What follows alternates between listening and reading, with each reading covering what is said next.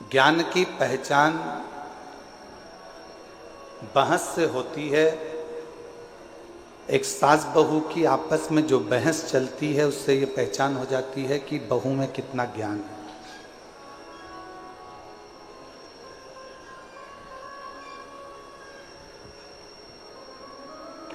परिवार के किसी व्यक्ति की बहस चलती है तो उससे ये मालूम पड़ जाता है कि कौन के परिवार में कितना ज्ञान है।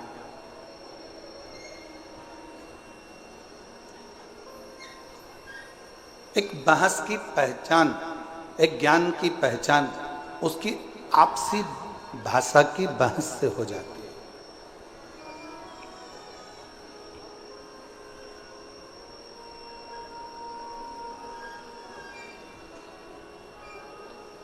आप में कितना ज्ञान है ये आप किसी से तर्क कर रहे हो, वितर्क कर रहे हो, किसी से बातें कर रहे हो, किसी से बोल रहे हो, बहुत जल्दी पहचान में आ जाता है कि आपके अंदर कितना ज्ञान है, कितना ज्ञान भरा हुआ है, कितना ज्ञान आपके अंतर्गत समाहित है, कितना ज्ञान आपके अंतर्गत है।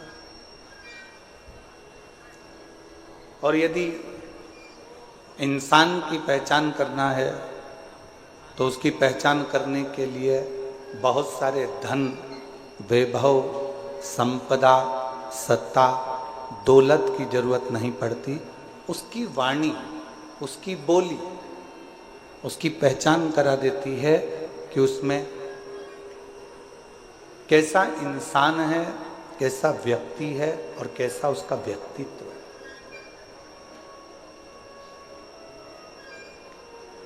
केवल वो बोलेगा, केवल उसकी वाणी निकलेगी, केवल उसके शब्द निकलेंगे, केवल वो बोलेगा और उससे उसकी पहचान हो जाएगी कि इसकी वाणी के अनुसार ये इंसान कैसा है।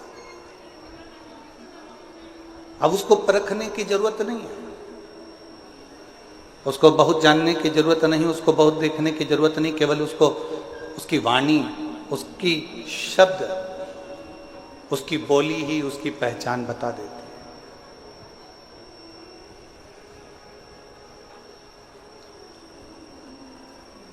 और शिव महापुराण की कथा कहती है,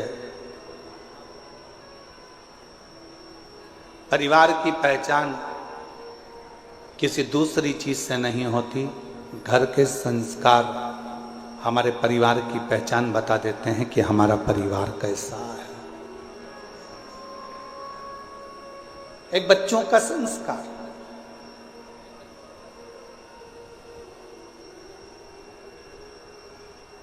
एक प्रसंग याद आता है और ये केवल कोई कथा नहीं है,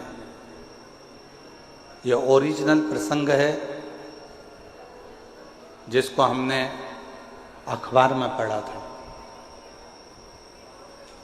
शायद 4-6 साल पुराना हो सकता है।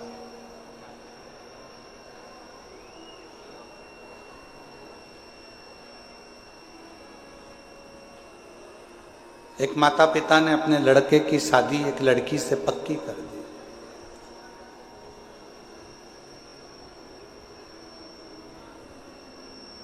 दिखने में सुंदर है लड़की, अच्छी है, श्रेष्ठ है, सुंदर है, पढ़ी लिखी भी है।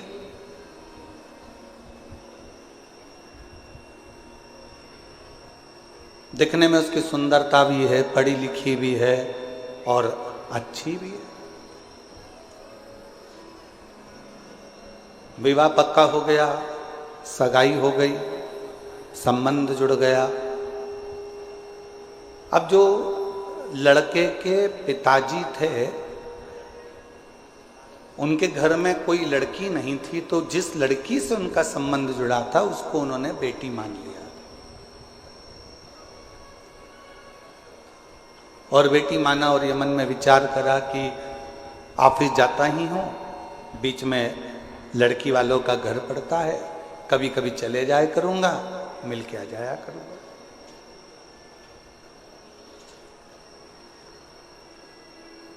ये कोई कथा नहीं है, हमने अखबार में पढ़ा था, 6 साल 8 साल पहले का एक प्रसंग है जो आपको श्रवण करा। अब लड़के के पिताजी लड़की के घर जाते कभी सुबह सुबह चले जाते तो माँ पोछा लगाती हुई दिखती, झाड़ू लगाते हुए दिखती। इतने में तुरंत लड़के के पिताजी ने लड़की की माँ से पूछा, आप पोछा लगा रही हो? उन्होंने कुर्सी दी, लड़के के पिताजी बैठे, लड़की की माँ झाड़ू निकालते निकालते झाड़ू को रखा, हाथ धोया, पानी लेकर आई, चाय बनाई, समधी जी को पिलाई। समधी जी ने चाय पी, पानी पिया।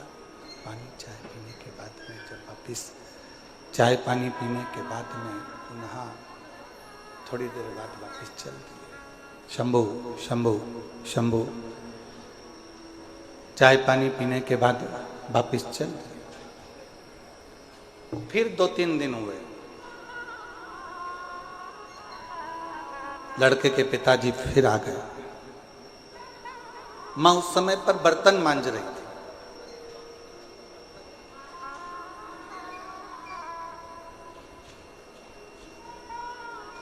ससुर जी ने पूछा, समधी जी ने पूछा, क्यों साहब समधी जी कहाँ गए? कहा वो काम से गए। बेटा काम से गया, बेटी अंदर है। अच्छा। समधी जी के लिए बर्तन मांजते मांजते छोड़कर फिर वो चाय लाई, पानी लाई। समधन ने चाय पानी पिलाया। समधी जी फिर चले गए। 1.5 महीने के बाद फिर समधी जी आ। समधन कपड़े धो रही थी, आवाज लगाई, दरवाजा खोला, फिर आए, फिर पूछा सब कहाँ हैं? तो कहा कोई वहाँ, कोई वहाँ, कोई वहाँ। हाथ धोया, पानी लाई, कुछ नाश्ता बना के रखा था, नाश्ता लेकर दिया। 15 दिन के बाद फिर समधी जी आए। सास ने, लड़की की माँ ने फिर वैसा की वैसे किया। अब समधी जी ने एक पत्र लिखकर भेजा कि हमारी तरफ से ये रिश्ता कैंसिल करा जाता है, हमको ये संबंध नहीं रखना, हमको ये रिश्ता नहीं रखना। लड़की के माँ बाप ने पूछा, साहब आपका हमारा इतना अच्छा प्रेम है, संबंध है, फिर आप लड़का लड़की का ये संबंध क्यों नहीं रखना चाहते? तो लड़के के पिता ने पत्र भेजकर लिखा, हमें हमारे घर में बहू चाहिए जो अपने माँ बाप का आदर करती हो, वो आदर अपने सास ससुर का करे। अगर माँ घर में बर्तन मांज रही है और बेटी घर में मोबाइल चला रही हो, माँ कपड़े धो रही हो और बेटी लैपटॉप चला रही हो, माँ झाड़ू लगा रही हो और बेटी अपने कमरे में सो रही हो, माँ पूरे घर का काम कर रही हो और बेटी आराम से बैठकर अपने कमरे से बाहर ना निकल रही हो, तो हमको टेबल पर सजाने के लिए गुलदस्ता नहीं चाहिए, हमको बहू चाहिए, हमको बहू चाहिए। खूब पढ़ाओ बेटियों को। यशु महापुराण की कथा कहती है, शंकर जी की 6 लड़कियों को शंकर जी ने अलग अलग गुरु के गृह में पढ़ने के लिए भेजा था। शायद दुनिया का पहला पिता होगा जो अपनी बेटी को शिक्षा अध्ययन करने के लिए भेजे थे, वो देवाधिदेव महादेव थे, वो भगवान शंकर थे, वो भगवान शिव, वो उघड़दानी देवाधिदेव महादेव भगवान शंकर थे। खूब पढ़ाओ बेटी को, अच्छी एजुकेशन दिलाओ बेटी को, अच्छा कॉलेज दिलाओ बेटी को, अच्छे स्कूल में पढ़ाओ बेटी को, तुम्हारी कैपेसिटी से ज्यादा अध्ययन कराओ बेटी को। पर निवेदन है, अपनी घर की बेटी को एक संस्कार जरूर देना कि अगर माँ थकी हुई दिख रही हो तो बेटी कहे, मम्मी भले मैं ऑफिस से आई हूं, तुम बैठो, मैं चाय बनाकर तुम्हारे लिए भी लाती हूं और मेरे लिए भी लेकर आ। माँ आप रुको, थोड़ा काम मैं करती हूँ, आप बैठे रहो। मम्मी टेंशन मत लो, मैं कर दूंगी ना, हो जाएगा ना, चिंता मत करो, चलो बैठो। पापा चिंता मत करो। जिस घर की बेटी का संबोधन, जिस बेटी के घर के शब्द अपने माँ बाप के लिए इस तरह के निकलते हैं, समझ लेना वो बेटी अपने ससुराल में थोड़ी तंगी में भी अपनी जिंदगी का बसर सही से कर सकती है, कर सकती। थोड़ी तंगाई आएगी, थोड़ी तकलीफ आएगी, पर उसमें भी वो अच्छे से जिंदगी का बसर कर सकती, जिंदगी श्रेष्ठ जी सकती। आज के जमाने में हम सहनशीलता नहीं दे पा रहे। शिव महापुराण की कथा कहती है, परिवार की सबसे बड़ी पहचान होती है उसके घर के संस्कार। मेरे ओघड़दानी, मेरे शंकर भगवान के परिवार की सबसे बड़ी पहचान है उनके घर के संस्कार। राजा नहुष के घर में तकलीफ आई और शंकर भगवान की बेटी अशोक सुंदरी ने अपने पति के साथ कदम से कदम मिलाकर कार्य करना प्रारंभ किया। शिव जी के दामाद का नाम था राजा नहुष। शंकर जी की बेटी राजा नहुष के साथ ब्याही थी।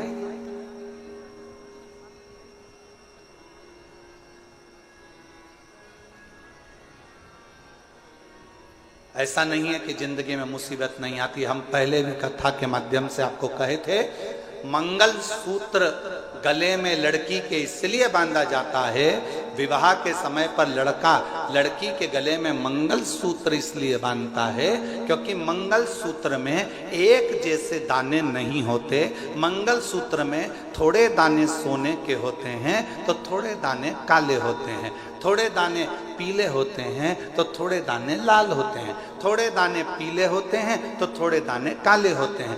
लड़की के गले में लड़का शादी के समय पर मंगलसूत्र इसलिए बांधता है कि जैसे मंगलसूत्र में आधे दाने पीले, आधे काले, आधे सोने के, आधे मोती के होते हैं, उसी तरह हमारी जिंदगी एक जैसी नहीं चलती। शादी के बाद कभी खुशियां भी आएंगी तो कभी गम भी आएगा, कभी दुख भी आएगा तो कभी सुख भी आएगा। एक जैसा जीवन नहीं रहेगा। पर आखिरी में मंगल सूत्र में एक बड़ा सा पेंडिल होता है और शिव महापुराण की कथा होती कहती है, जब संघर्ष के दिन, अच्छे और बुरे दिन निकलते निकलते थक जाते हैं, तब एक समय पर अच्छी जिंदगी का पेंडिल तुम्हारी किस्मत में आ ही जाता है। तुम्हें घबराने की जरूरत नहीं, तुम्हें घबराना।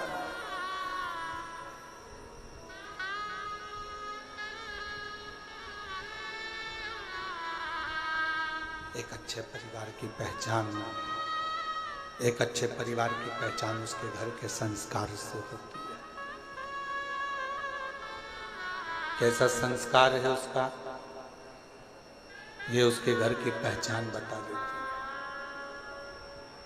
इसलिए फिर निवेदन है कि मत बुरे कर्म कर वरना, सब बोलो सब, भगवान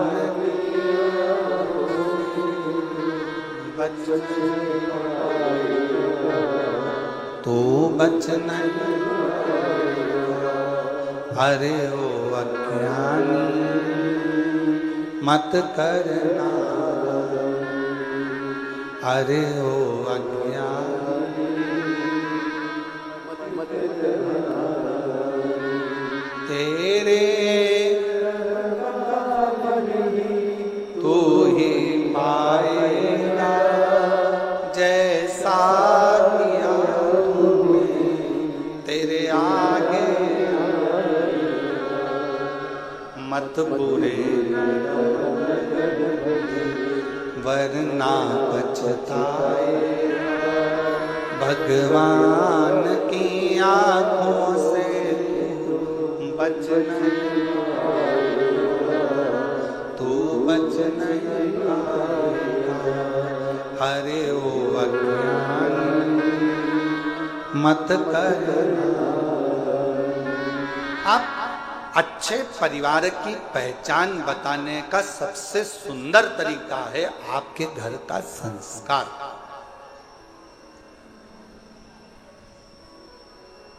आपके घर का संस्कार कैसा? कोई आया, आप खड़े होकर उससे मीठी वाणी में बात कर लिए, जल का पूछ लिए, प्रणाम कर लिए, नमन कर लिए, सत्कार कर लिए, उतने में पहचान हो जाती है कि परिवार कैसा।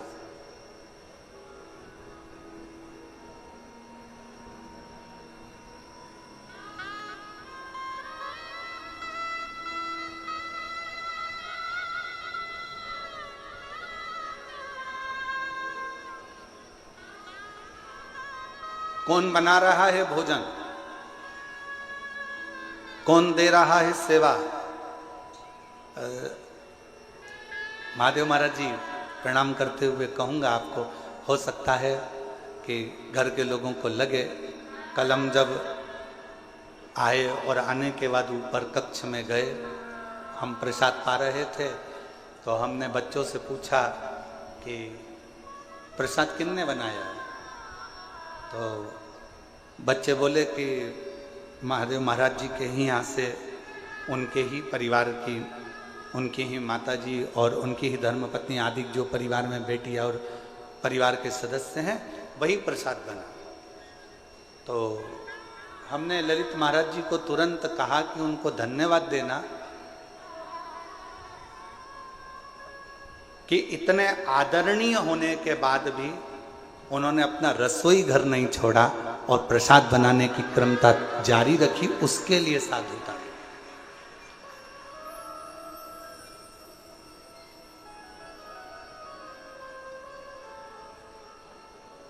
अन्नपूर्णा का घर जब अन्नपूर्णा खुद संभालती है ना, अन्नपूर्णा का घर जब घर की माँ स्वयं संभालती है ना, तो उस रसोई घर में रसोई का स्वाद स्वयं अन्नपूर्णा महारानी आकर देना प्रारंभ कर देती है, स्वयं माँ देती।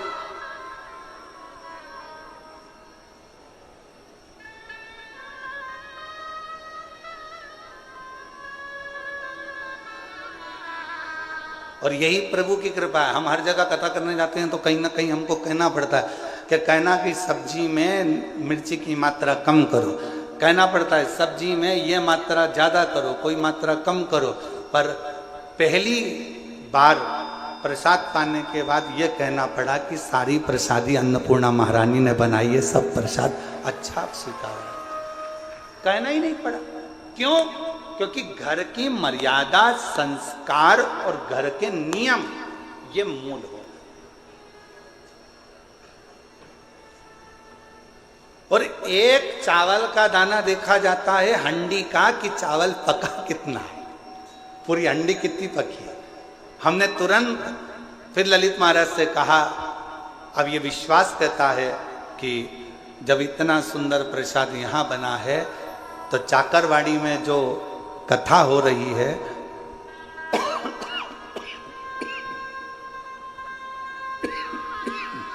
उसके भंडारे का प्रसाद भी बड़ा सुंदर बन रहा होगा और सब आराम से प्रेम से पा रहे हैं।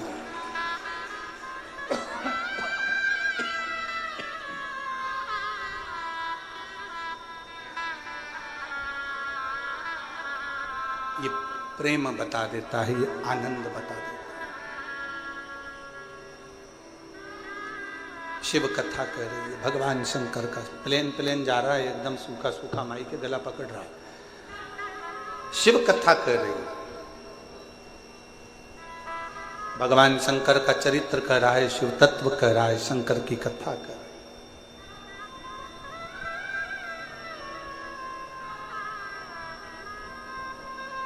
आपके घर के संस्कार बता देते हैं कि परिवार कैसा है। आपकी बोली बता देती है इंसान कैसा है। आपकी बहस एक दूसरे के प्रति तानाकसी बता देती है कि आपका ज्ञान कैसा है।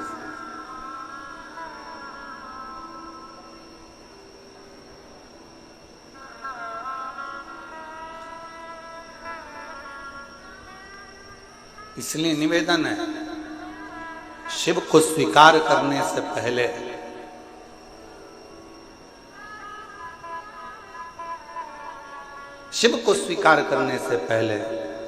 सदगुरु श्री संत ज्ञानेश्वर माउली जी की इस पवित्र धरा से कहूं मैं आपको कि शिव को स्वीकार करने से पहले अपने भीतर के अहंकार को, अपने भीतर की अभिमतता को, अपने भीतर के अहम को तुम्हें दूर फेंकना पड़ेगा।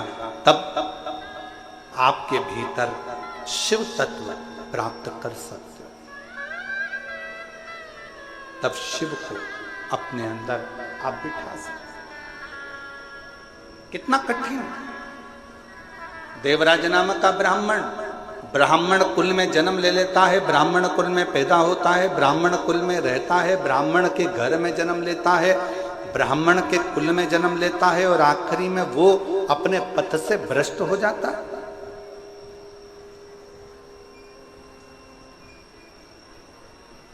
अपने मार्ग से दूर हो जाता है।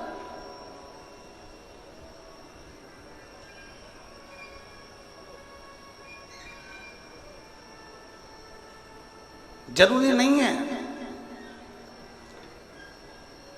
एक साधारण से परिवार में चर्मकार जी के घर में भी एक बालक जन्म लेते हैं। संत श्री रविदास जी महाराज चमड़े का जूता बनाते बनाते भी संतों की श्रृंखला में प्रथम गिनती में आ जाते हैं। वो संत श्री रविदास जी हो जाते हैं।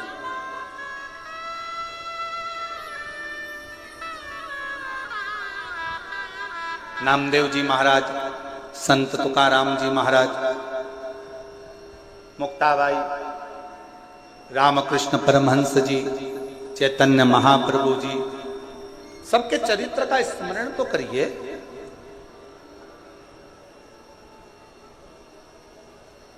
संत श्री नामदेव जी महाराज को एक बार रोक लिया गया, कीर्तन कर रहे थे, विठल विठल विठल विठल लगे हुए, अपनी भक्ति में अलमस्त नामदेव जी महाराज राम कृष्ण हरि जय राम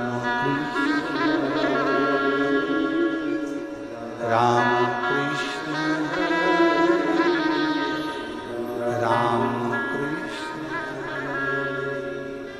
राम कृष्ण हरि जय राम कृष्ण हरि राम कृष्ण हरि जय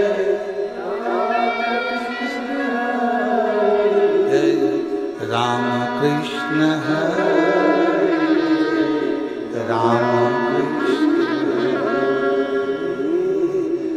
राम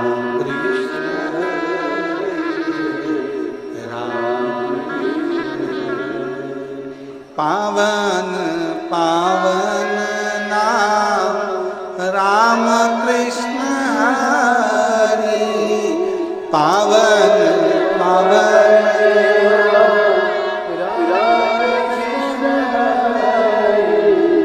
राम कृष्ण हरि जय राम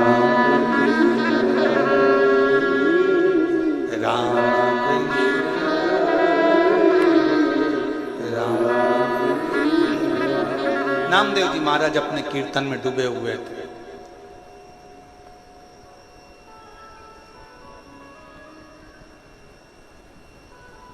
जो भगवान को मानता ही नहीं था, जो कभी भगवान पांडुरंगा को जानता ही नहीं था, जो कभी हरि विठ्ठल का स्मरण करता ही नहीं था, जिसने कभी मंत्र जाप नाम जाप कीर्तन किया ही नहीं था, उसने नामदेव जी को कीर्तन करते करते रोक दिया। एक बार रोका, नामदेव जी महाराज नहीं रुके, वो अपनी मस्ती में गुनगुनाते रहे, राम कृष्ण राम कृष्ण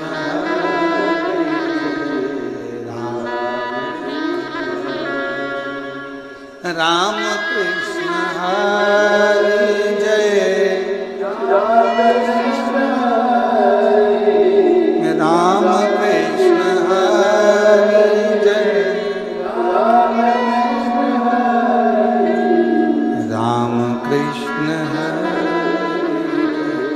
राम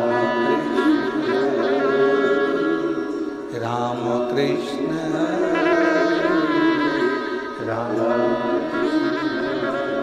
फिर रोका नामदेव जी महाराज को, और जैसे नामदेव जी महाराज को रोका तो नामदेव जी महाराज अपनी कीर्तन में डूबे।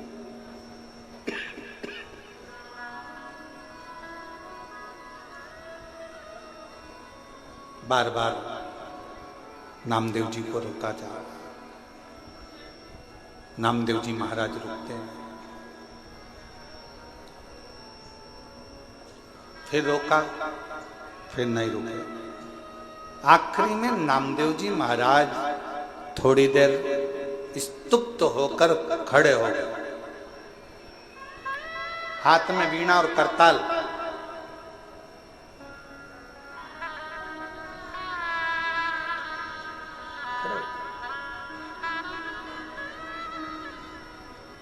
क्या है भाई,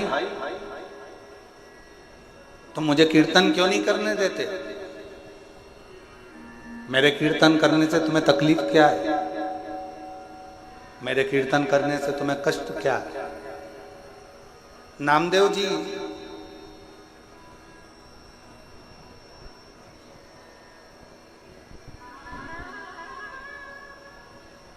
भगवान कभी दिखता ही नहीं है,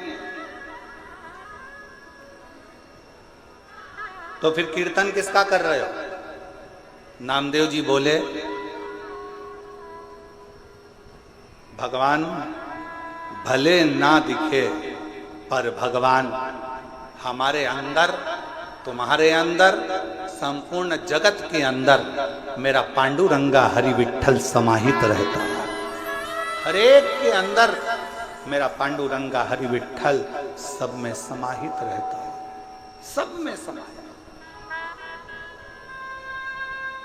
हम कैसे मान सकते हैं?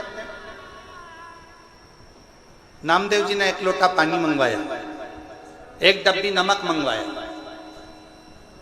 सामने वाले व्यक्ति को दिखाया, ये क्या है? नमक। ये क्या है? पानी। नमक लिया 2 चम्मच, सामने वाले से नामदेव जी ने पूछा, ये क्या है? नमक। पानी में डाल दिया। फिर नमक लिया, पूछा, ये क्या है? नमक। पानी में डाल दिया। नामदेव जी महाराज ने पानी को चम्मच से हिला दिया, घोल दिया। अब नामदेव जी महाराज ने पूछा, बता इसमें नमक कहां गया? सामने वाले ने कहा कि इसमें नमक तो घुल गया, नमक इसमें चला गया। अब तो इसको उकाल ले, गरम कर ले, तपा ले, तो भी इसमें नमक मिला की मिला ही रहेगा। नमक दिखता नहीं है, पानी में घुल जाता है। उसी तरह मेरा हरि विठ्ठल भी दिखता नहीं है। जब मानव जन्म लेता है उसमें शिव तत्व समाहित घुला हुआ होता है। परमात्मा उसमें घुला हुआ, परमात्मा उसमें समाया।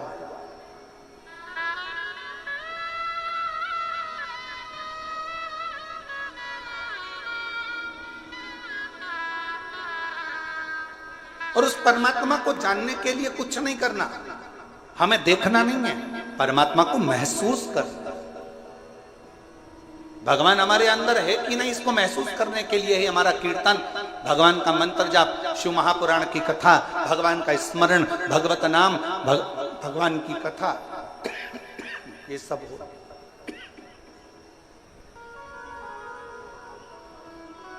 ये परमात्मा को जानने के लिए होती है, परमात्मा को पहचानने के लिए होती है। हमारे अंदर शिव तत्व कितना है, हमारे अंदर भगवान कितना समाहित है, हमारे अंदर भगवान कितना समाया हुआ है, इसकी पहचान हमारी कथा, भगवान शंकर का चरित्र, भगवान की पावन कथा हमको बता देती है कि हमारे अंदर शिव तत्व कितना है। आज एक संत की भूमि पर संत की कथा, शिवगण भृंगी शिव महापुराण की कथा चल रही है।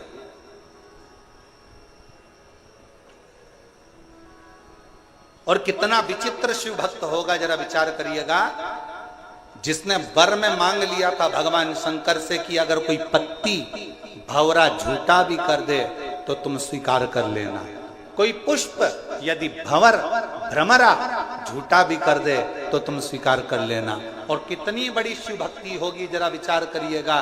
भगवान को चढ़ने वाला फूल अगर धो लिया जाता है, उसको धो देते हैं, तो भगवान उस फूल को स्वीकार नहीं करता। भगवान को चढ़ने वाला फूल पेड़ पे से टूटता है और टूटा हुआ फूल भगवान को चढ़ता है तो भगवान स्वीकार करते हैं, पर धोया हुआ फूल भगवान स्वीकार नहीं करते, क्योंकि वो भंवरे का झूठा होगा तो शिव को स्वीकार।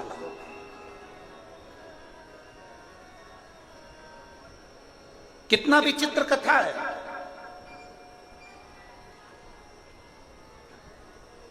फूल को कब तोड़ा जाता है? जम के बोलो जरा। भगवान को चढ़ने वाले फूल को कब तोड़ा जाता है? नहाने के बाद कि नहाने के पहले? बोलते जाओ, उत्तर दो जल्दी। चाकरवाड़ी में बैठे हो, जरा अच्छी दमदारी से उत्तर दो। महाराष्ट्र वाले इतने धीमे बैठे रहेंगे तो हो गया कल्याण पूरे देश का। सारी बुलंद आवाज तो महाराष्ट्र से ही गूंजती है, जैसे छत्रपति संभाजी के लिए गूंजी थी।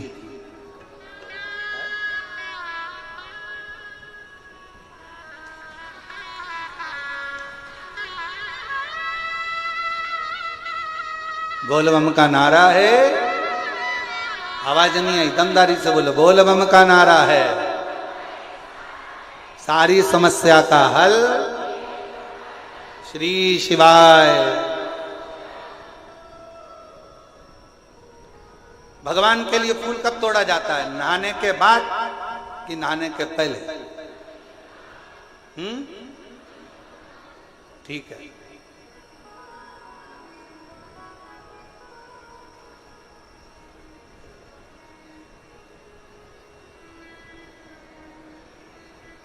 चलो अब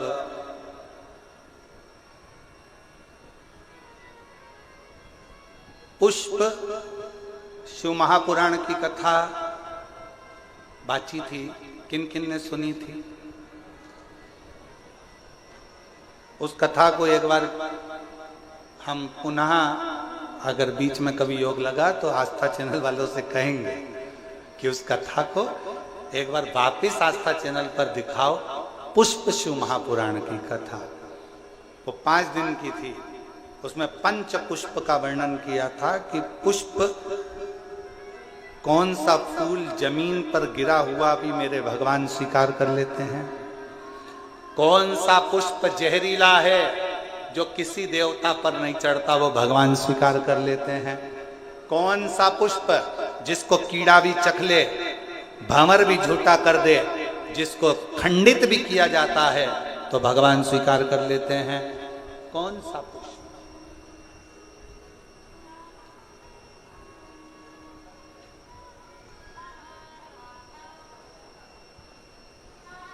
कौन सा पुष्प?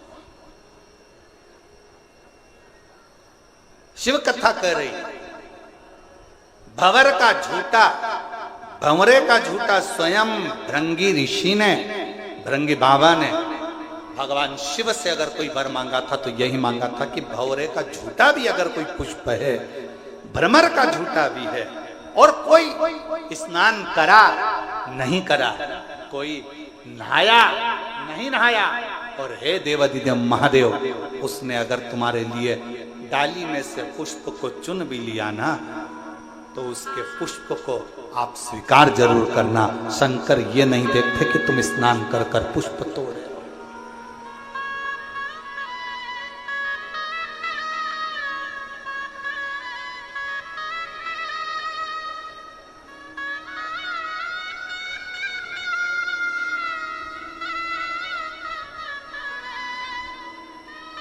बस वो तो हृदय से मांग लो, हृदय से।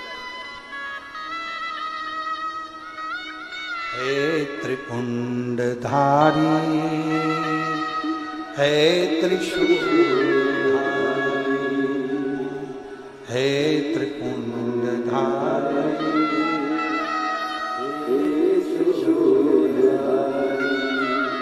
अपनी शरण में हमको अब ना लीजिए, अपनी शरण में हमको हे ना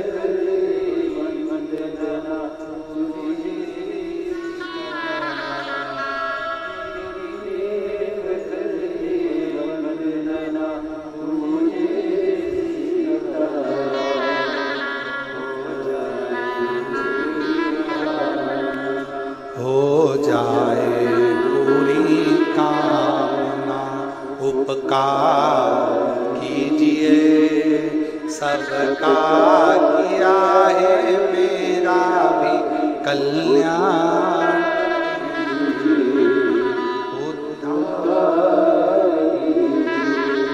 हे त्रिपुंडधारी हे त्रिशूलधारी। भगवान ये कभी नहीं देखता कि तुम स्नान कर कर पुष्प तोड़े कि स्नान के बाद पुष्प तोड़े। भगवान ये देखता है कि तूने मन कितना पवित्र रखा।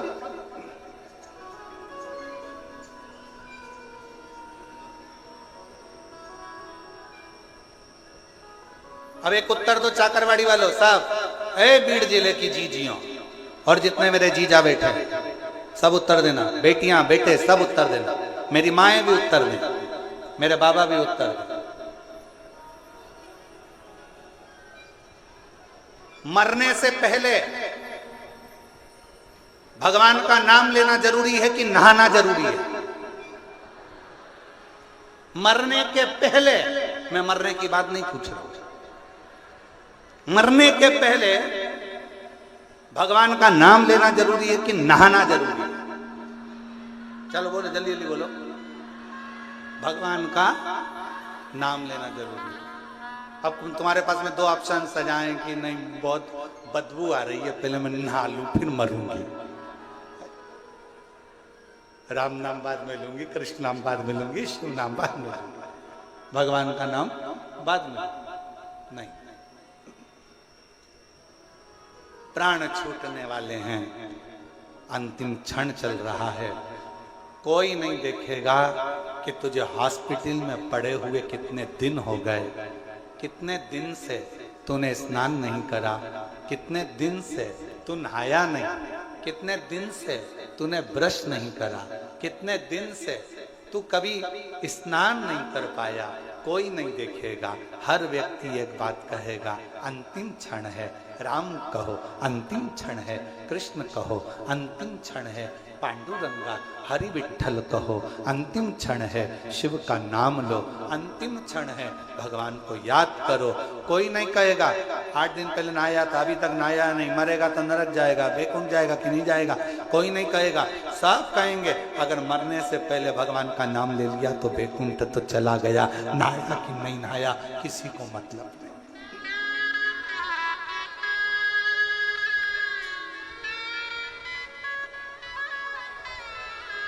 कोई नहीं जानेगा।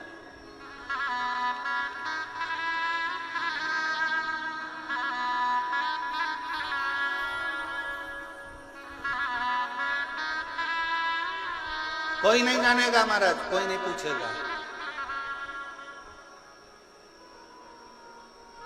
यहां सब शिव के होकर शिव